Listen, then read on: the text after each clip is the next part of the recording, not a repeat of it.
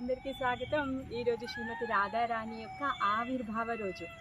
ఈరోజు అలాంటి పర్వదినము అంటే శ్రీకృష్ణ జన్మాష్టమి రోజు మనము కృష్ణుడి యొక్క బర్త్డేని సెలబ్రేట్ చేసుకుంటాం.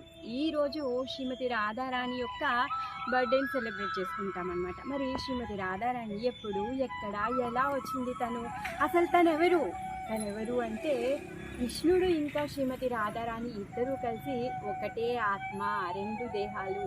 రాధాకృష్ణ ఏక ఆత్మ దూయి దేహధారి, అంటే ఒకే ఆత్మ రెండు శరీరాలతో ఉన్నారు.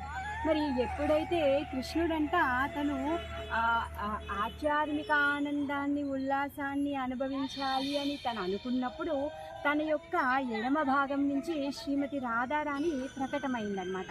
ఆ విధంగా కృష్ణుడు ఇంకా శ్రీమతి రాధారాణి ఒకే ఆత్మ. మరి ఆమె ప్రకటింపబడగానే, తను ప్రకటన అవ్వగానే తను ఏం చేస్తోంది అంటే తను పరుగు తీస్తోంది అంట.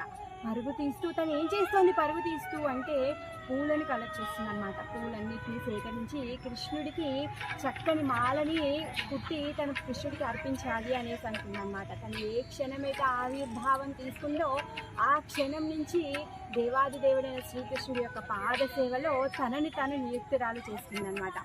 శ్రీకృష్ణుడు అంటే సేవ్య భగవానుడు. సేవ చెయ్యాలి అంటే సేవ తీసుకునే అర్హత కలిగి ఉండాలి. మరి అలాంటి అర్హత కలిగిన వాడు దేవాది దేవుడైన శ్రీకృష్ణ భగవానుడు. మరి ఈమెవరు? సేవిక. శ్రీకృష్ణుడికి తను మనస, వాచ, కర్మన అన్ని విధాలుగా కూడా ఎప్పుడూ కృష్ణుడి యొక్క సేవలోనే ఉండేటటువంటి దేవి శ్రీమతి రాధా.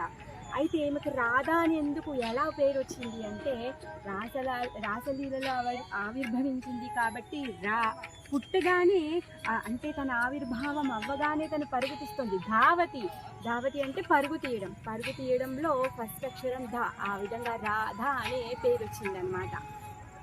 శ్రీమతి రాధారాణికి జై. మరి శ్రీమతి రాధారాణి ఏం చేస్తూ ఉంటుంది? తను అన్ని విధాలుగా భగవంతుడి యొక్క సేవలో ఉంటుందన్నమాట.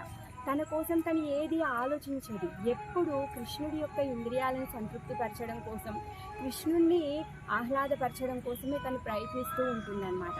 తను దానికి ఏ విధమైనటువంటి సంకటాలు వచ్చినా, తర్వాత తనకి ఎలాంటి చెడ్డ పేరు వచ్చినా, తనకి ఎంత కష్టమైనా కూడా తను ఆలోచించకుండా తను దేవాది దేవుడైన శ్రీకృష్ణుడి యొక్క సేవలో ఉంటుందన్నమాట. అలాంటి శ్రీమతి రాధారాణి యొక్క ఆవిర్భావము ఈరోజు జరిగింది. ఈరోజు రాధాష్టమి పర్వదినము. ఈరోజు శ్రీమతి రాధారాణి గురించి, కృష్ణుడి గురించి వినడం వలన మనకి మన లోపల ఉండేటటువంటి ఏదైతే మనం భక్తి చెయ్యాలి అనుకుంటున్నామో మన ఆధ్యాత్మిక పురోగతి జరుగుతూ ఉంటుందన్నమాట.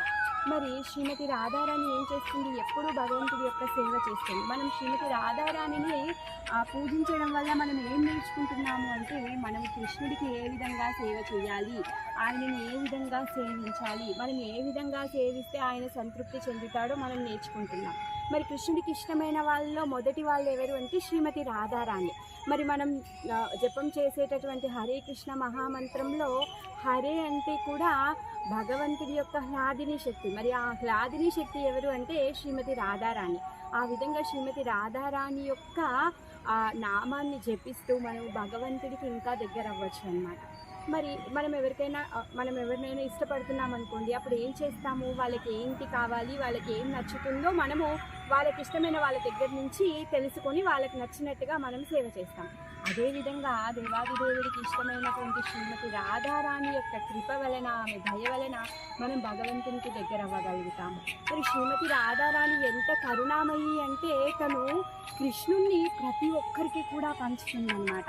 ప్రతి ఒక్కరిని కూడా కృష్ణుడి దగ్గరికి చేస్తూ ఉంటుంది అన్నమాట. అందుకే శ్రీమతి రాధారాణి ఎప్పుడు చేతిలో ఒక ఫ్లవర్ బొకేని పట్టుకొని మనందరికీ స్వాగతం చెబుతూ ఉంటుంది. మనందరినీ కూడా తన దగ్గరికి కృష్ణుడి దగ్గరికి తీసుకెళ్లాలనే మతంతో ఉంటుంది.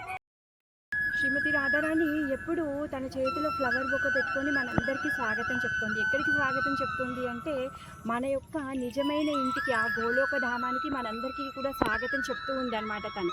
మరి మనం అందరం కూడా దేవాది దేవుడితో ఆ వైకుంఠ ధామంలో ఉండేవాళ్ళము.